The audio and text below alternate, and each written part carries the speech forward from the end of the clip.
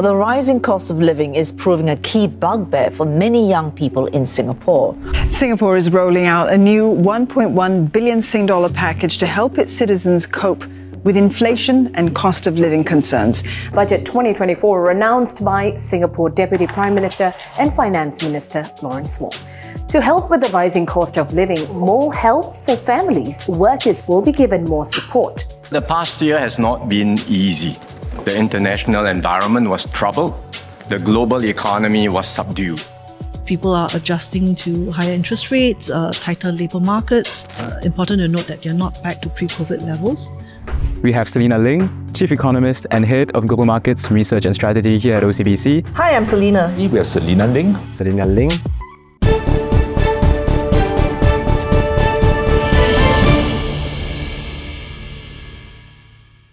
Hey everyone, we're back with Political Prude, the podcast, Season 2. Now, this is a podcast where we make Singapore politics and current affairs easy to consume for young adults. Now, while Season 1 focused on the presidential elections, this season will broaden our scope. Now, I'm hoping that Season 2 will scratch that curious itch I've always had about how different things work in Singapore. As usual, this show is brought to you by Zotapop by Zirap Media. Now, one of the topics that I'm really excited to dive into this season is money. Specifically, how Singapore's government handles policies related to things like inflation, things like rising cost of living, and how it also balances national and public interests through measures such as the annual budget. Well, there has been someone who has been contributing opinion and thought leadership pieces on the news, and I personally have always appreciated her honest, thoughtful, and practical outlook. Now, this is why I am beyond excited to welcome to the podcast Selena Ling, Chief Economist and Head of Global Markets Research and Strategy at OCBC. Now, with 24 years of experience at OCBC, she has an extensive background in fiscal and economic policy knowledge. Selena also recently published an insightful article on Budget 2024 and was a key speaker at the post-budget event organized by the SICC. So I think that makes her the best person to share some insights on managing rising cost of living in Singapore as well as Budget 2024. Now, without further ado, Selena Ling.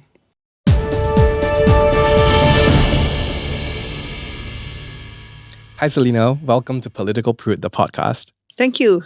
I'm actually really glad that you said yes to this podcast because I have been reading some articles of yours and I've always admired how practical and logical your articles are. Oh, my pleasure, actually. All right, so I want to jump straight into it by talking about maybe the context first, right? Because I think maybe it's good for us to understand what's happening around the world around us and whatnot. And I think the reason why I wanted to do this episode was really because a lot of my friends and I are feeling the pinch when it comes to rising cost of living. And I just am curious about, like, why is this the case? You know, like, will it forever be rising? Will cost of living forever continue growing? What are some of the factors that lead to like rising cost of living today? I think to put it into context, actually, if you look back, we've had a very nice long period of very low inflation and almost zero interest rates in the US. So it did come as a rude shock when we saw inflation rates actually rise very sharply. Of course, the main trigger for that, it really started with the COVID pandemic because of the supply chain disruptions and the border measures that were in place. So imported goods, literally prices shot through the roof. But even as the pandemic adjusted, we also did see the rise in geopolitical tensions. So tariffs were being put on certain countries and for certain goods. So that also contributed, of course, to rising inflation.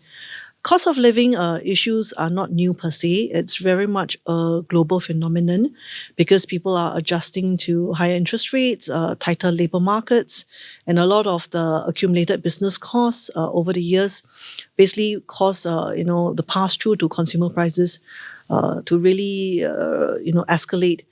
I think the good news is actually over the last 1 to 1.5 years, we have seen a little bit of inflation subsiding. But I think it's important to note that they're not back to pre-COVID levels. I think we have adjusted basically to a structurally higher cost environment. So for a lot of consumers, they do feel the pinch, mainly because their nominal income may not have kept pace with the pace of inflation. But we also do see the policy response. A lot of central banks, including the US Federal Reserve, have hiked rates very aggressively to try and tamp down demand conditions. And in turn, hopefully, they'll bring inflation under control. So prior to today's conversation, I did go onto Instagram to discuss about, rising cost of living and whatnot. And I think a lot of the audience was very interested to find out how exactly our government is helping us cope with the rising cost of living. And specifically, I think it zooms into Budget 2024. And I think maybe it's a selfish thing, but a lot of us just want to know, how do we benefit from it? How can Budget 2024 impact us, right? So in your opinion, how does the budget help alleviate some of these issues or concerns that we're facing? Actually, even prior to Budget 2024, we've had quite a few rounds of, the latest one was the 1.9 billion assurance package. Basically, what the government is giving out in terms of fiscal transfers, CDC vouchers, and, basically helping the lower income families in particular to cope with rising costs. So this could be in the form of like SNCC rebates, CDC vouchers being one, and also giving some, energy type of related subsidies as well. So these are the various forms of fiscal assistance that they're actually giving to help households, Singaporeans, especially the lower income ones, to try and cope with rising cost of living. I think the sense is that they already have done quite a fair bit to actually help Singaporeans cope with rising cost of living. It's still an ongoing, continuing concern. So I think the expectation is that, of course, hopefully, the policymakers will continue to do more on this front. Right. So actually what you mentioned about Budget 24 is actually similar to what I have here in my notes. And just so that everybody can be on the same page, I'm just going to read through this so that, we can all be informed. So the major thing to note will be the assurance package, which is $1.9 billion worth. And it includes the following, which is firstly, the additional $600 in CDC vouchers split into two tranches. The first one is in June 2024, where you will receive $300. And the next one is the next $300 in Jan 2025. And this is for all Singaporean households. There's also the COL special cash payment of $200 to $400 for those who qualify. And additional one-off USAVE rebates up to $950 to help HDB households cope with increases in their utility bills. And this will cover about 4 months of utility bills for those living in 3 to 4 room flats. The next one is the additional one-off SNCC rebate for HDB flats. So together with regular rebates, these eligible HDB households will actually receive up to 4 months of such rebates in this financial year. And lastly, there is the MediSave bonus, which is a one-time MediSave bonus of up to $300 for all Singaporean adults aged 21 to 50. And this actually will benefit a lot of people, 1.4 million Singaporeans to be exact. As we were just talking, actually this thing just popped into my head, and recently there was this survey that showed that Singapore was listed as the most expensive city to live in. And then, of course, everyone was sharing it on Instagram, and, they were like discussing and giving their own opinions on it. And on a very surface level, I think most of us are like, yeah, it is getting more expensive. But I recently did go to the US for a trip. I was in Los Angeles, and it was such a dream to be there, first of all. I was like, oh my gosh, Hollywood and everything. But then also I was looking at my expenses, my day-to-day expenses when I was there, and everything just felt so much more expensive. And then that thought then came into my head. It's like, is Singapore really the most expensive place to live in? Because I feel like if I had stayed a little bit longer there, it would have really impacted like my wallet. So I feel like I don't have that same concern or same worry when I'm in Singapore. Like just today I had like Thai fan for lunch, and it's like $4, and you can't get that in LA. So I'm like, why is there this difference in, this survey, and then also how my experience was? Okay, I think the survey you're referring to is probably the EIU survey, right? So Singapore has been ranked first as the most top expensive city in the world. I think we tie with Zurich from Switzerland, and we are number one for 9 out of 11 years. Okay, I think it comes down to, of course, what's your definition? So the quibble, of course, with this particular survey is that if you're a local Singaporean, you eat hawker centers, you take public transport, then probably it's not as expensive as what you would think. So you may, debate about whether the basket of goods and services that is being tracked in this particular survey, of course, they want to make it comparable across all the different cities, but whether that reflects the true living costs of a true blue Singaporean, for instance. right? So of course, if the basket tracks goods and services that may be more applicable to, let's say, an expatriate person who is living in Singapore, then that would mean that the person would consume higher value add or higher price kind of items. So maybe you eat at restaurants instead of going to the hawker center. Maybe you take Grab instead of taking MRT. Right. Then of course the definition and the prices would change quite significantly.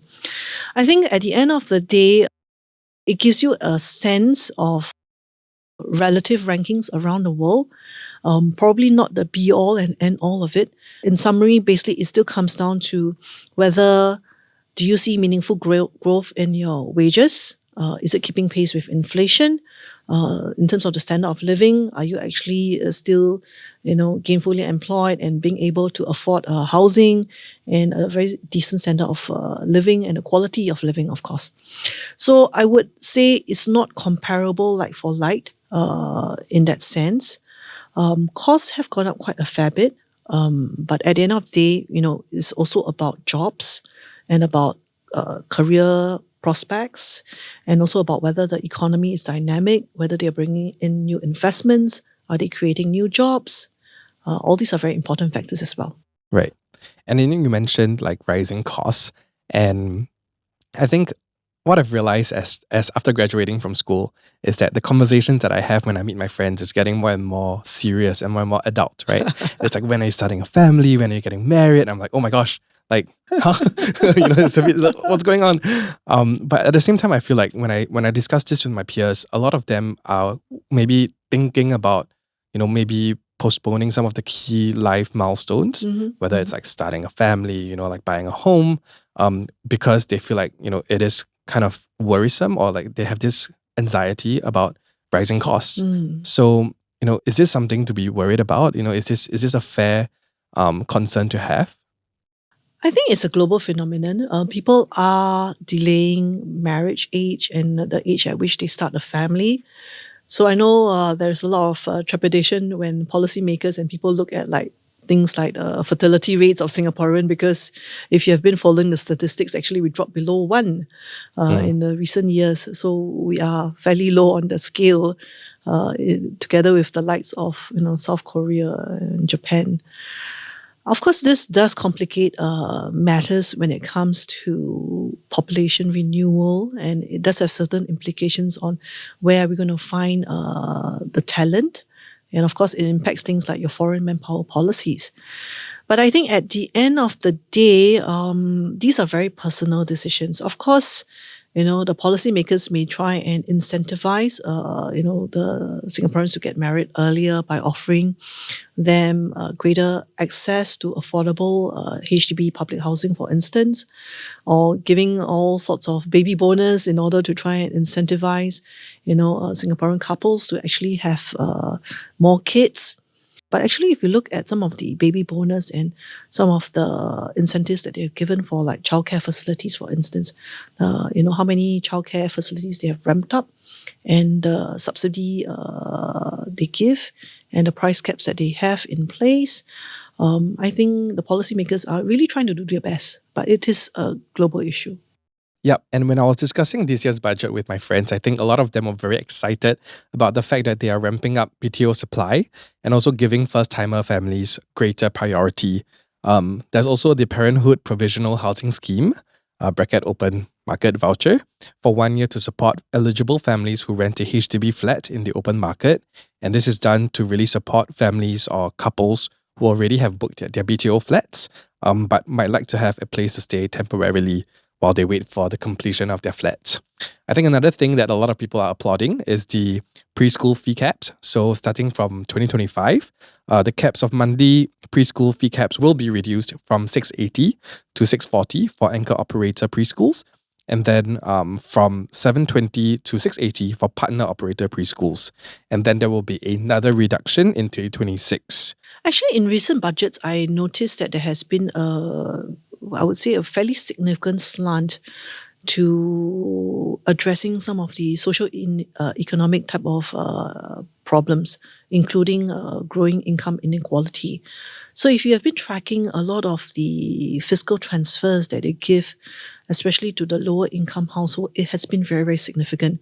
And that has managed to turn around the Gini coefficient, which measures income inequality, such that it's actually coming off rather than rising over the years. So it does suggest that the policymakers are making some headway on this front. Of course, all economists will say there's no free lunch, right? You want to help subsidize certain segments of society, the money or the funding has to come from somewhere. So where is it coming from? GST would be one. We've had 2 times 1 percentage point hike, this year and also last year. That's also partly to pay for this increased socioeconomic spending. And I think over time, we have also seen wealth taxes, going up, property taxes on larger properties, and even income taxes on the top income brackets. So all this comes together to basically kind of shape the kind of society that they want. I think going forward, if you look at the MOF paper that they published, they basically identify that as a negative jaws, meaning that our expenditure is growing faster than our income growth, our revenue growth. And how they plan to actually address that, of course, will be a key issue going forward, out into the next 5-10 years as well.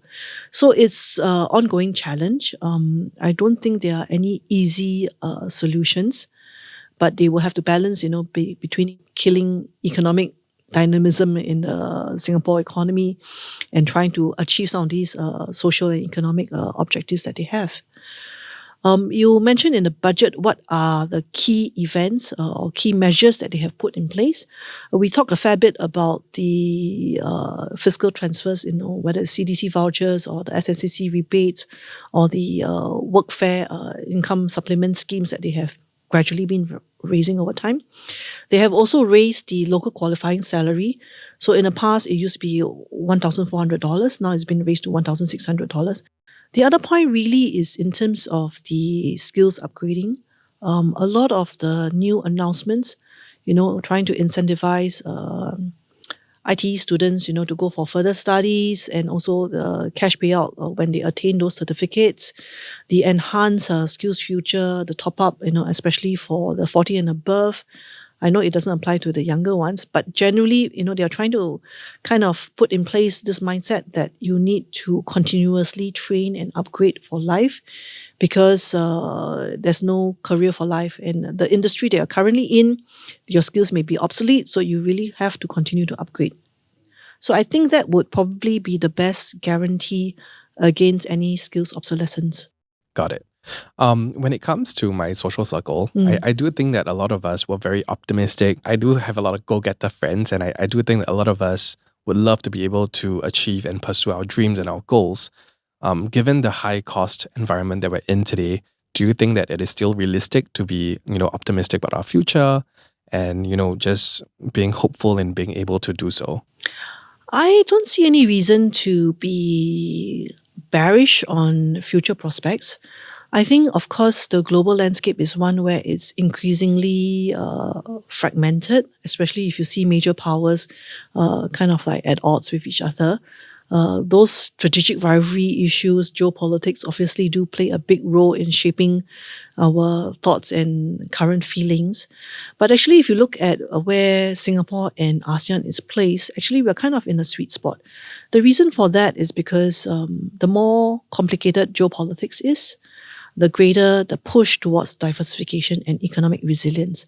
So actually, ASEAN has received a lot of foreign direct investments that in the past the bulk of which may have just gone to China. And interestingly enough, it's not just the US or the European MNCs that are diversifying away from China to ASEAN. Even the Chinese companies themselves are also thinking that, they will have to diversify their own supply chains, their own markets as well. So they are also coming south towards Asia. So we have seen actually investments continue to grow. And it's not just foreign direct investments. You see wealth flows also coming from North Asia down to Southeast Asia. You also see talent pool, right? The talents in the past may have preferred to go to US, for instance. Now they are saying, well, maybe the environment is better elsewhere. So I think the global economic landscape is kind of like seeing a little bit of this reshaping. And so far, I would say that Asia, especially Southeast Asia, is well positioned to capture some of these shifts. Yeah. So, I think we see the headlines. We also understand from how people talk about Singapore that Singapore is a success story. We understand that. But maybe you could help us contextualize and understand, how does that success story impact the average person, right? Like, how do we gain from it? How do we benefit from it? I think a lot of us maybe don't think of it a lot. Yeah. Okay. So I guess to a certain extent, sometimes when you're very successful and then you say, what's next, right? Because if you're hitting the headlines for the reasons like you mentioned earlier, we're the most expensive city in the world other than Zurich, then you would say, well, then what's next? What's your aspiration, right? So it's a very interesting juncture, I would say, for Singapore, both as an economy and also as a society, because the thinking or the mindset of the younger generation may be a little bit different from the older generations, right? We've had Majula package and all these different packages. Mm-hmm. Just circling back to Forward SG, I think what really came forward in this round of Forward SG was really that Singaporeans are more than ready to welcome broader definitions of success. And we see how that is implemented in the introduction of the ITE Progression Award. And what it really is a way to incentivize young ITE graduates in their upskilling efforts by extending a $5,000 top-up to their post-secondary education account when they enroll in a diploma program. So this would help to offset the costs of obtaining a diploma. And then the government will provide a further $10,000 top-up to their CPF ordinary accounts of these students when they actually attain their diplomas. So this would help give them a head start in purchasing a new home or saving for retirement. Hey, we're just taking a short break to remind you to give us a 5-star rating and also to hit that follow button on both Spotify as well as Apple Podcasts. And if you're on YouTube, you can hit that thumbs up button and subscribe to this channel. This would really help support our growing podcast. And now, back to the episode.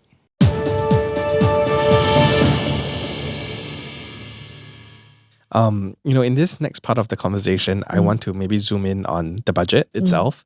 I mean, we have been talking about it on the assumption that people understand what it is. But, when I was on Instagram talking to the community, I realized that there were two distinct camps. Okay. People who are very into like government work or very into budget and are so passionate about it. And then another group is just people who obviously have heard of the budget term, but maybe don't really understand what it is and why we should even care about it, right? To put it crudely. Yeah. Could you just maybe help us explain what the budget is? Okay. And also why it's important to Singaporeans? Okay. So the budget is actually no different from you deciding how you want to manage your pocket money or your wages that you receive from your job, right? There is inflow and there's outflows, right? And you have certain liabilities that you need to pay, whether it's your rental or it's in your monthly transport cost and things like that. So it's really, this is the budget planning process for the whole of government. Okay. How it impacts you is, of course, the very superficial level is, what do I get from the budget? Is it the $600 CDBC voucher? Is there any cash component to it? Do I get any subsidies for my tertiary school fees or, whatever is the case, right? I think that's one level. But actually, if you look at what's the implications of the budget, it's important, right? Because for whatever outflow that the government plans to spend on, and it's not just today, but also over the years and in time to come. Because what's quite unique about the Singapore government is that they take a very long view. But because they have this very long horizon and time frame in mind, there is a lot of planning that would go into trying to execute some of these projects or whatever they have in mind, right? So what it means is that it's not just planning how much inflow you get this year and how much outflow you will spend this year, but because we have this term of government where over the 5 years, they have to balance the books, meaning they cannot spend more than what they collect. And because they have this very cautious financial rule that whatever surpluses they earn over the 5 years goes into the reserves. And unless there is a crisis, like financial crisis or during the pandemic, where they actually have to go to the president to ask for special permission to tap past reserves. If not, that piggy bank is ironclad. You can't touch it, right? Right. So there are all these prudential rules that are in place to make sure that, the fiscal finances of the country is on a sustainable path in the medium to long term. Right. How it would impact the man on the street, of course, is, it will be things like if you are paying income taxes, for instance, if you're already working, right? Like I mentioned, there's no free lunch. Whatever they spend, they have to collect it in one way or other, right? Some of it may come from the investments of your past reserves, but it would normally be things like your corporate income tax, your personal income tax, and your GST. So you may say that corporate income tax affects the company, doesn't affect me. But if you are working in the company, right, if corporate income taxes are high and investments don't come in here, then maybe the companies won't come here in the first place, right? Personal income tax is quite clear, depending on what's your wage levels. What you pay in personal income tax is also determined by how the policymakers want to set it. And then GST, of course, 9% now. We all feel it every time we go and buy something or we eat in a restaurant, we pay it. Right. Okay. So, you did talk about the planning process and how the government looks like long-term, Yes. right? And I think that process is probably very complicated. Maybe you can explain to us what is that budget process like? Okay. Like, what is the behind the scenes like? Okay, so actually, I think the communications process is much improved. If you go to the Ministry of Finance website, you probably can get a lot of information. They even have nice pictorials that tell you what is the budget process like. So typically, budget is held in either February or March. Okay, so that the start of the fiscal year is from April onwards. Okay. They plan it for a 12-month time frame. But effectively, after one budget is done, they actually start laying the foundations on planning for the next budget already. So there is a very long cycle. So what they typically do is that they will get feedback from the industry and all the beneficiaries or those impacted by all the budget announcements to say, hey, we have announced all these things. What's your reaction? Is it enough? Is it not enough? What are the areas that we should look at for next round? So all these pre-budget consultations have a very long runway. They typically start, like I said, right after the Committee of Supply debates in Parliament, where, basically they go through the individual budgets of the various ministry and agencies. Once that is actually approved by the government, that's kind of like cast in stone, and then they'll start planning for the next year's budget. So they would consult a very big group of stakeholders. The stakeholders, of course, are your companies, all the different industries. It can be your manufacturing industry, it can be your financial institutions, it can be your retailers, it can be your tourism guys. So all the different industries, the chambers, the business associations, they also do speak quite a fair bit with economists like me, where they will ask so what's the growth prognosis for the next 12 months? What are the challenges you see on the horizon? How should we be positioning for that kind of thing? So that's kind of more the macro picture, because they have to decide, do they want to run a budget surplus, which is contractionary, or do they want to run a budget deficit, which is stimulative for the economy? What does that mean? So if growth is going to be very subdued, or let's say in the worst case, if there is a kind of like recession concern on the horizon, typically fiscal policy is counter-cyclical, meaning that if you feel like the car is slowing and losing too much speed, they actually have to step on the gas. So they have to spend more. Right. So if they spend more, in economics terms, if you're economics 101 student, we always say Y is C plus I plus G plus X minus M. So what constitutes your whole GDP, right? Your C is your consumption, I is your investment, G is government spending, then X minus M is your exports net of imports, right? So all these four components go into contributing to your GDP growth. If recession is coming, people are tightening belts, consumption is slowing down. And if people see recession, then obviously demand is slowing down. So investments by companies also slow down, right? So your C plus I is slowing down. Right. And then if people are spending less and hiring less and doing less capex, your X minus M, which is your exports minus your imports, will typically also slow down. So what is the lever that the government has to stimulate the economy? It's your G, your government spending. So typically G will have to compensate. That's why it's counter-cyclical. If your growth is slowing, they have to step up on the government spending side. So that comes in the form of your budget. So when you run a budget deficit, you're spending more than you're collecting. That is stimulative. So in that sense, they're trying to help offset, your C plus I plus X minus M. Yeah. Okay. So that's why in a slow growth or slowing growth or recession environment, the budget tends to be in a deficit position, meaning that they are spending more than they're collecting. And the reverse is true. If growth is booming, you don't need the government to spend more. So they may choose to run a surplus, which means that they spend less than what they're collecting. Okay. Actually, when you're explaining all this, right, then I realized that I've actually learned this before in JC. I'm very sure you have. Yeah, so I'm like, it's been a decade since, more than a decade since I've, thought about these terms. But yeah, actually, thanks for contextualizing it for me now. I actually remember all these terms. So when it comes to, the budget and, every year there's the big speech that is being made for young adults, why should we tune in and listen, and why should we, or even read the newspapers about it, other than, obviously the vouchers that get us very excited? What other things should we be looking out for when we, listen to the budget speech? Young people these days are very plugged in now, whether it's through social media or traditional media or other sources of information. So a lot of the macro factors that may be mentioned in a budget speech, they are not new per se. We are well aware, rising geopolitical tensions, US-China rivalry, and, things that are happening in the world around us. But I think connecting the dots is important. And I think that's really how, the finance minister would typically try and say, what are the big structural trends out in the world? How are they impacting Singapore? And why is it important, right? So it's one thing to say, well, do I get $100 or $200 in out of this budget or whatever is the case?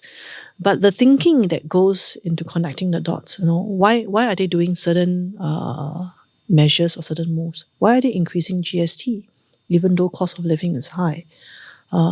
Is there a good fundamental rationale for it? Understanding why they're doing it is important because it affects you, right? Right. So we understand that the budget incorporates feedback and perspectives from different stakeholders in Singapore. So what are some of the avenues and how can young people have their voices heard in these budget discussions? Is it important for young people to do so? So there are many forums where you can give feedback. I think they run all these different pre-budget consultations, Reach for instance, and they do also reach out through various channels. Even on the MOF website, you can go and give feedback on the budget, what you like, what you don't like, or where are the areas where you hope to see certain action being taken. And I think, even your run-of-the-mill giving feedback to your MPs or things like that is important because if you feel very strongly about an issue, then I think the policymakers are actually fairly responsive. And I think they take feedback very seriously. Of course, you're not going to get 100% of your wish list come true because, I talk to a lot of the companies and they also have a very long wish list. And sometimes in the broader balance of national priorities, they don't get everything that they hope for. But I would say that all feedback actually does get heard. And they take a fairly considered stance to whether, they want to execute or implement some of those policy responses. So just one final question with regards to budget. Sure. So I was reading an article that you wrote in the Straits Times, and in it, I'm just going to quote that you said that this year's budget showed not just head, but also heart in articulating a vision for a shared future together. So just wanted to ask you, what do you mean by that? And, what was maybe you can share more about what you were thinking when you said that.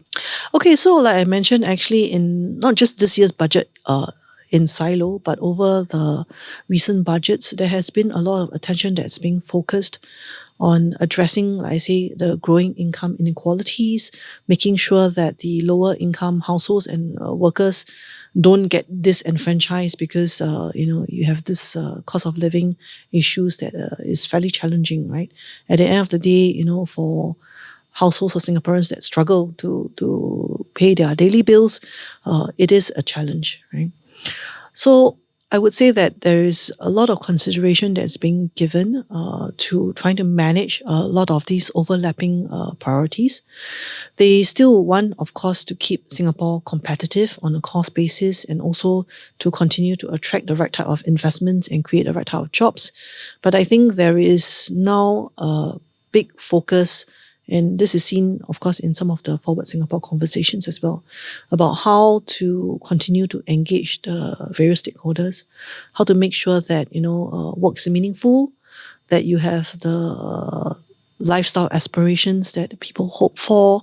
How do you help, the Singaporeans overcome some of the challenges that you mentioned, cost of living, price of housing, affordability of cars, childcare arrangements, the whole infrastructure, not just a matter of just the financial cost of having children.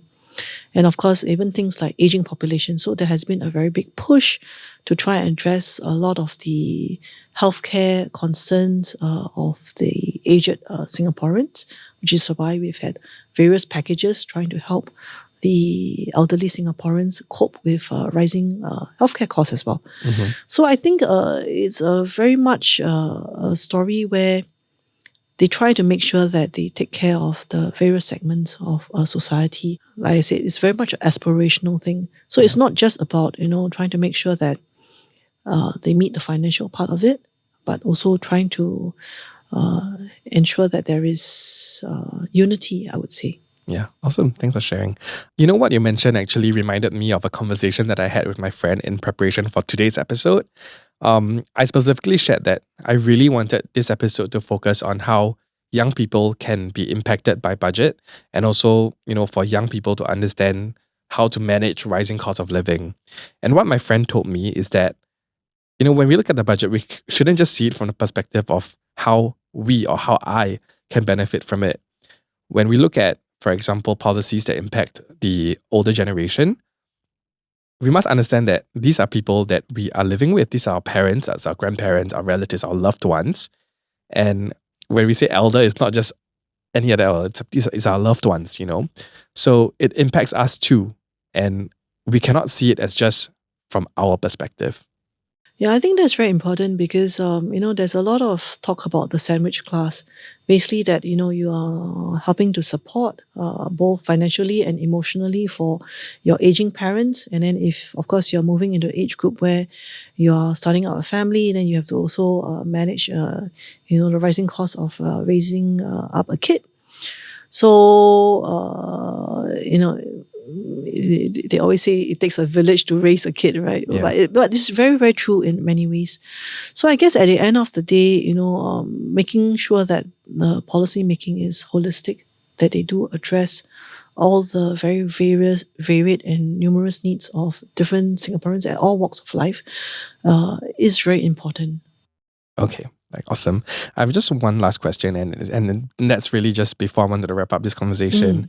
Really hoping to pick your brain on this and maybe ask for some advice. I think my friends were like, "Oh my God, please ask her for tips." So my question is, what are some practical strategies or tips that you will recommend for young adults to effectively manage our finances against the backdrop of this rising cost of living in Singapore? Okay, that's a very interesting question. I would recommend that you start doing financial planning early. Okay. You may say that, well, if you're just starting in your first job, in your first career, what kind of financial planning do you have to do, right? But we should adopt a long horizon when it comes to our investments, even retirement planning, right? So having a proper budget allocation, how you separate into different buckets, what you spend, what you save, and what you invest, and having a rainy day fund. And in terms of investments, trying to decide what you go into. Don't just go into hypes, it shouldn't be all in Bitcoin or cryptocurrencies. Do have a very balanced portfolio diversification, whether it's 60-40 or whatever percentage that you're comfortable with, may depend on your stage in life. But, having a balanced portfolio allocation is important. And it's never too early to plan for retirement. I know when you first start your career, you think that, that's going to be like 30, 40 or more years down the road.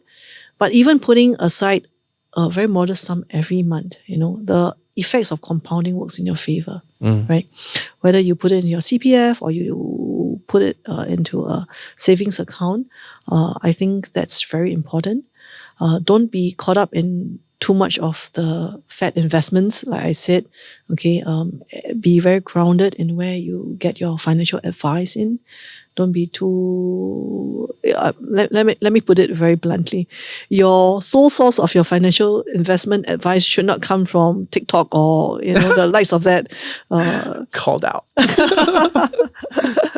Okay. Yeah, because I think that a lot of times what you can kind of like download from 30-second or less kind of TikTok may not give you the full picture of all the risks and opportunities in a particular investment team. Yeah. So being grounded, planning ahead, having a good portfolio allocation, think ahead for your saving and your retirement planning, whether you're saving for a car, saving for a house, saving for kids, or whatever is the case.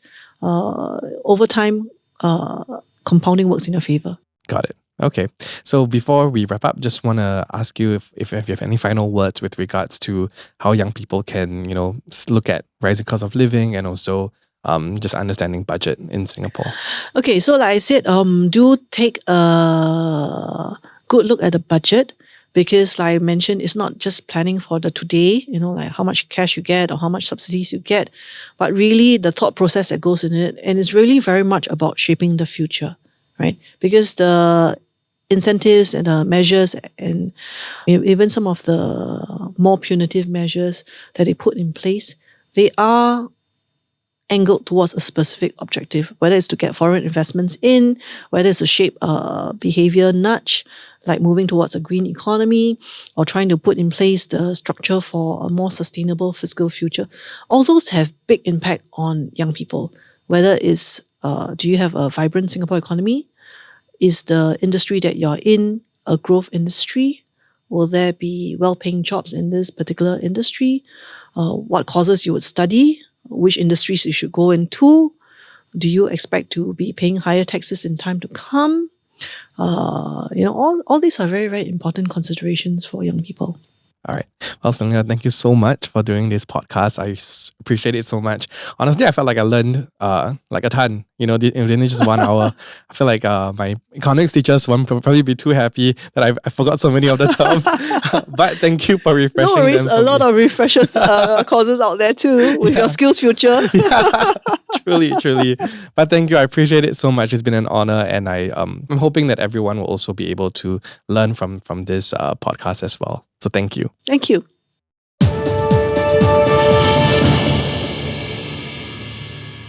Thank you for joining us on another episode of Political Prude, the podcast, Season 2. Now, I hope you enjoyed learning more about how to manage a rising cost of living and better understanding how the budget impacts us. I'd also like to thank Selena once again for coming on to this episode and really just bringing us back to school in econs class. Now, remember to hit that follow button and also to give us a 5-star rating if you enjoyed the episode as much as I did doing it. And if you're joining us on YouTube, I would love to hear your thoughts on our episode, so drop your comments down below in the comments section. Also, remember to hit that subscribe button as well as the thumbs up button. Now, please don't forget to share this episode with your friends and family if you think that they would find it helpful and insightful too. It would mean so much to have more people join us in this little community that we're trying to build. Thank you, and we'll see you on the next episode.